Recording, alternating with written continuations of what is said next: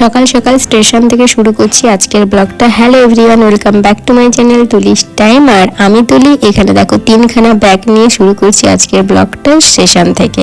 তো এটা একটা কলকাতার লোকাল ট্রেনের স্টেশন, এটা মাঝেরহাট স্টেশন। এখান থেকে আমি যাব আমার দিদির বাড়ি। তো এই ট্রেনটা হচ্ছে কলকাতার চক্র রেল, বুঝলে। তো এই জন্য এখানে ট্রেনটাতে খুবই কম মানে ভিড় হয় না বললেই চলে, কিন্তু দমদমের পরে এই ট্রেনটা ভিড় হয়। তো একা একাই যাচ্ছিলাম, বাড়িতে ঢুকেই দেখছি মা এসে গেছে, বাবা এসে গেছে গ্রাম থেকে, আর অনেক জিনিস নিয়ে এসছে। আর এখানে চলছে প্যাকিং এর কাজ, গ্রাম থেকে ঝুড়ি ভাজা চানাচুর সব নিয়ে এসে তাই দিদি প্যাকিং করছে। আর বাবাকে দেখো এখানে গুটি সুটি মেরে ঠান্ডার মধ্যে বসে আছে। তার কারণ যেদিন আমরা গেছিলাম সেদিন ওয়েদারটা খুবই খারাপ ছিল, বৃষ্টি বৃষ্টি একটা ঠান্ডা ঠান্ডা ওয়েদার। তো আমরা যাচ্ছি বেড়াতে, তাই প্যাকিং চলছে। আর তোমাদের সাথে এই বেড়ানোর ব্লগটাই তোমাদের সাথে শেয়ার করব, তো দেখতে থাকো।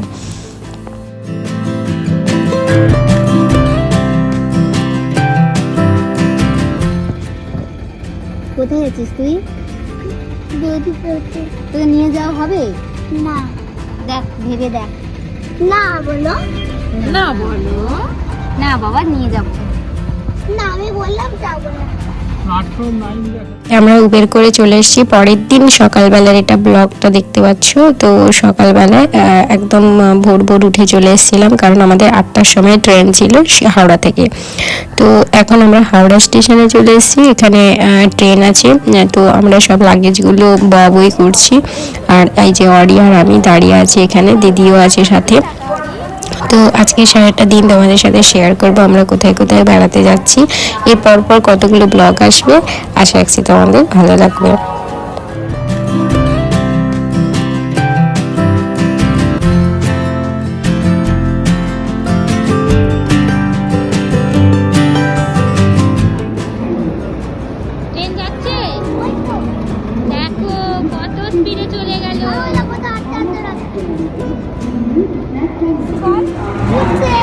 দেখো আমরা কোথায় এসেছি বলো? স্টেশনে এসেছি আমরা। আমরা এখন আছি হাওড়া স্টেশন। স্টেশনের ঘরে আছি আমরা, স্টেশনের ঘরে। মানে এরপর আমরা ট্রেনে উঠবো। উঠবো তো আমরা ট্রেনে। ঘরে এদিকে তাকাও, একবার তাকাও, একবার তাকাও, এদিকে তাকাও। উঠবো না, উঠবো, আমরা উঠবো, ট্রেনে উঠবো। স্টেশনে এসে অরির তো বদমাশি শুরু হয়ে গেছে। আমার ট্রলিটা খুব পছন্দ হয়েছে, ওটাকেও গাড়ি বানিয়ে ঘুরছে। তো এখানে আমাদেরও চলছে ফটো সেশন। এবার ট্রেনেও দিয়ে দিয়েছে, আমরা এবার ট্রেনে উঠবো। তো উঠেও গেলাম। তো দেখো এখানে সবাই মিলে গল্প আড্ডা চলছে, এতজন মিলে ট্রেনে থাকলে যা হয় আর কি। দারুণ মজা হয়েছে, তার সাথে অরি থাকলে তো আর কোনো কথাই নয়।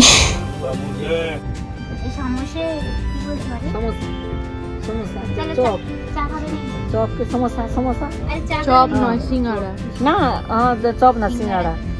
हाँ समोसा। চা খাবে? हाँ তাহলে বার করতে একটা একটা করে কাপ দিয়ে আমাকে হাতে। এইগুলো না, এই ভেতর থেকে দাও, এগুলো তোমার খেলা। ভেতর থেকে আমি আরেকটু নিয়ে দাও। এই দেবো, দাও। ফেল দেনা বাইরে। কোথায় আছে ফ্লাস্ক? আরে দিদি, চা কোথায় দেবো? কার কাছে চা? আমি আরেকটু নিয়ে নি। সই করে দে। যাবে। সামনে রাখা কেননা কোন? ये हो गए একটা পাঁচ কোটা দিয়েছে।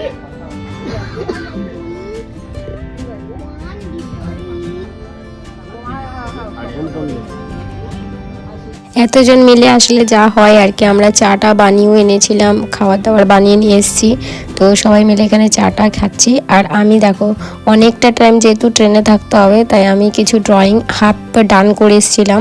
তার কারণ হচ্ছে আমার কয়েকটা ফটো সেশন করার ইচ্ছে ছিল, আর আমি সময়ের অভাবে করতে পারিনি, তাই বসে বসে কমপ্লিট করছি। তবে ট্রেনে একটু মাথাটা দুল ছিল, করতে পারছিলাম না। তাও আমি বেশিরভাগটাই করে এনেছিলাম, কিছু কিছু জায়গায় ফিনিশ করার ছিল, তো সেটাই আমি বসে বসে ট্রেনের মধ্যে করছি।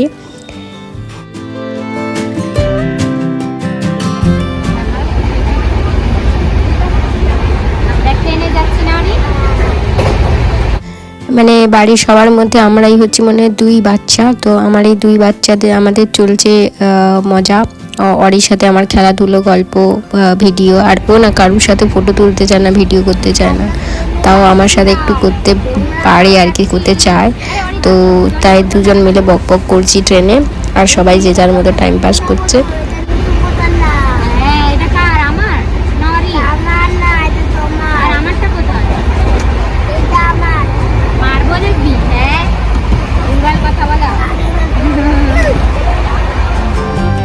আর এই যে লাঞ্চ নিয়ে বসে পড়েছি সবাই। তো দিদি অরিকে ঘুম পাড়াচ্ছে উপরে, আর এখানে জামাইবাবুর কাজ হচ্ছে খাওয়ার। এটা সৈকতদা ভালোই পারে। তো বাড়ি থেকে ফ্রাইড রাইস, চিকেন এসব বানিয়ে আনা হয়েছিল। তো আমি ভাই আমরা সবাই খেয়ে নিচ্ছি আর কি, এখন লাঞ্চটা করে নিচ্ছি। পরে রাতের বেলা তো কিনে খেতে হয়েছিল। তো সকালে লাঞ্চটা করে আনা হয়েছিল আমাদের।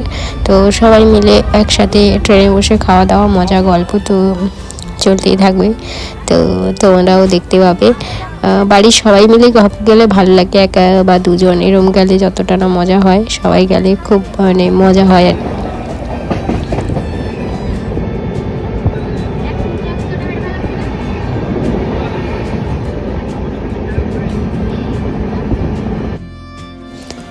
এই দেখো সন্ধেবেলায় আমরা কি করব, বসে বসে তাস খেলছিলাম আমি, মা, দিদি, ভাই আমরা সবাই মিলে। তো যে স্কার্ফটা হয় না, স্কার্ফটাকে বিছিয়ে নিয়েছিলাম তাস খেলার সুবিধার জন্যে। তো দেখো রাতের বেলায় তো এইভাবে ট্রেন জার্নিটা হয়ে গেছে। এই যে পরের দিন দেখো দিল্লিতে পৌঁছে অরির ছুট শুরু হয়ে গেছে, মানে এত বদমাশি করে। আর এই যে দেখো আমার ট্রলিটা বলেছিলাম না খুব পছন্দের, আর এই ভিডিওটা ফেসবুকে অনেক মানুষের পছন্দ হয়েছে।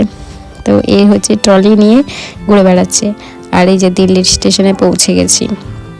তো দিল্লি থেকে আমাদের এবার শুরু হবে মেন যাত্রা।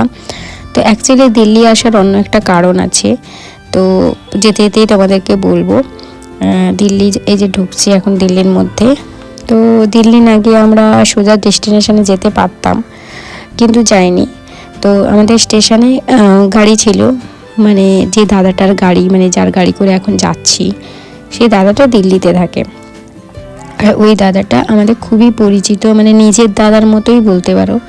আমাদের পাড়ায় বাড়ি, আমার বাড়ির কাছেই বাড়ি। আমার এক জেঠুর ছেলে হয়। ছোটোবেলায় আমরা মানে অনেক টাইম কাটিয়েছি। ছোটোবেলায় যত ড্রয়িং ক্লাসে যাওয়া, নাচের ক্লাসে যাওয়া, এই দাদাটাই নিয়ে যেত তখন সাইকেলে করে। তো অনেক বছর ধরেই দিল্লিতে থাকে।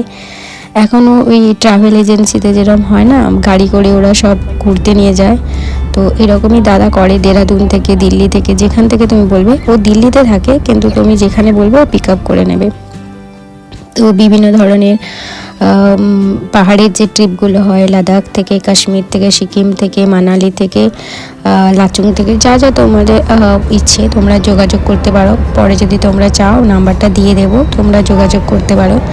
ওর বাড়িতেই ছিলাম দুপুরে। তারপর যে রাস্তাটা দেখলে দিল্লি থেকে, এটা হচ্ছে হরিদ্বার যাওয়ার পথে। তো আমরা যাচ্ছি হরিদ্বার। তো সেখানে একটা জায়গায় দাঁড়িয়ে চা খাচ্ছিলাম। এই যে পিঙ্ক কালারে বসে আছে টি শার্ট পরা, ওটাই দাদা ছিল। তো আমাদের নিজেদেরই দাদা বলতে পারো। ছোটোবেলায় অনেক সময় কাটিয়েছে আমাদের, মানে আমাকে তো বিশেষ করে মানে এই দাদার কাছেই মানুষ বলতে পারো। এই যে অরির চিপস খাওয়া চলছে।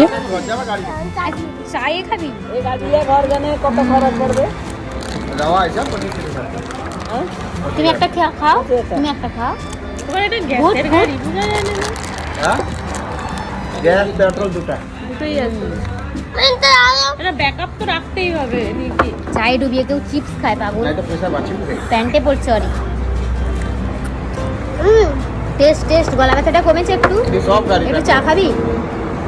দেখলি তো গ্যাস অন ঢুকিয়েছে তো সব গাড়ি ঢুকে রে প্রায়। একবার নিয়ে দেখি। খুব কম রাখে। তো এই যে আমরা হরিদ্বার পৌঁছেও গেছি। তো দিল্লি থেকে আসতে একটু টাইম লেগে গেল, যেহেতু ওই দাদার বাড়িতে হোল্ড করেছিলাম। ওখান থেকে খেয়ে দিয়ে ফ্রেশ হয়ে আসলাম, একটু টাইম লেগে গেল। দাদা অনেক করে আমাদের ডেকেছিল দিল্লিতে তার বাড়ি একবার ঘুরে আসার জন্যে, যে কারণে। তো ঠিক আছে, পুরো ট্রিপটাই দাদা আমাদের সাথে থাকবে। তো এই ঘোরাবে গাড়ি করে। তোমরা বলতে পারো, যদি তোমাদের নাম্বার লাগে অবশ্যই দিয়ে দেব। দাদার ব্যবহার খুবই ভালো, নিজের দাদার মতোই বলো। আর এই যে হরিদ্বার ঢুকে গেছি রাতের বেলায়। তো নাইট ভিউটা দেখে নাও। একটু লেটে এসেছি তাই সন্ধ্যা আরতিটা দেখতে পাইনি। এবার পরের ভিডিওটা তোমরা এনজয় করো।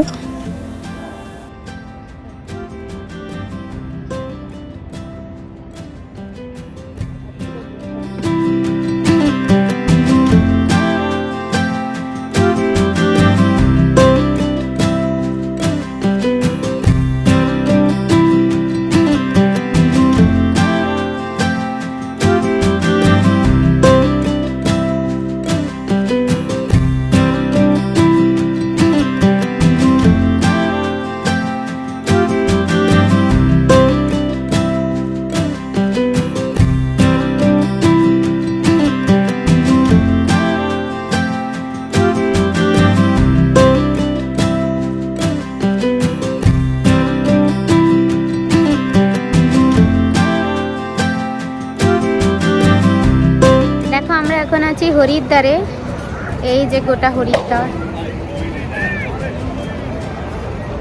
ঠান্ডা আছে। এই যে পেছনে গঙ্গা, গঙ্গায় প্রচুর স্রোত আছে। তো আজকে সন্ধ্যাটা দেখতে পাইনি, দেরি হয়ে গেছে আসতে আর কি। তো কালকে সকালবেলায় দেখবো। আর এখন লোক আছে, তবে কম ভিড় আছে। একটু আগে আসতে পারলে ভালো হতো।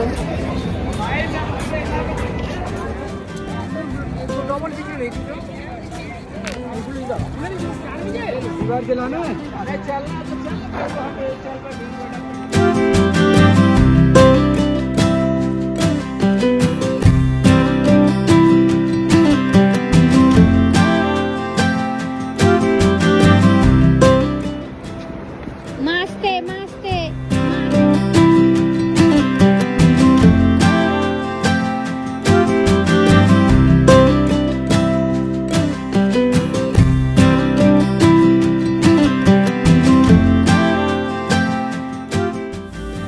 জলের মারাত্মক স্রোত ছিল আর পুরো কনকনে ঠান্ডা, মানে জলে পা দিয়েছি তো পুরো কনকন করছে পাটা। তার মধ্যে ঠান্ডা তো ছিলই, তারপর গঙ্গার একটা হাওয়া ছিল। তো প্রথমের দিকটা যতটা না ঠান্ডা ছিল, পরপর ঠান্ডাটা বাড়ছে। তো সেদিন রাতের বেলায় এই যে প্রদীপগুলো ভাসানোর মানে খুব ইচ্ছে ছিল এরকম একটা করব।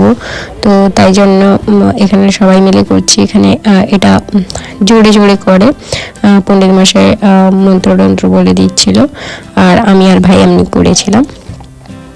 তো এখানে আমাদের সন্ধ্যেটা হরিদ্বারে রাতের বেলাটা কাটিয়েছি, সন্ধ্যেটা মেনলি। আর তারপরে একটু মার্কেটও ঘুরে দেখেছি, এখানে বড় মার্কেট আছে। তারপরে যেহেতু আজকে এসছি বেশি ঘুরিনি, এর পরের দিন সকালবেলা থেকে হরিদ্বারের ব্লগটা আবার শুরু করব। তো পরের ব্লগে ওটা শেয়ার করব। এই যে দেখো ভাইকে দেখো প্যান্ট গুটিয়ে দিচ্ছে, যেহেতু ভিজে যাবো ঠান্ডায়। তো এভাবেই আজকের ব্লগটা এখানেই শেষ করছি। দেখা হবে নতুন একটা ব্লগে হরিদ্বারের সকাল থেকে। ততক্ষণের জন্য টাটা।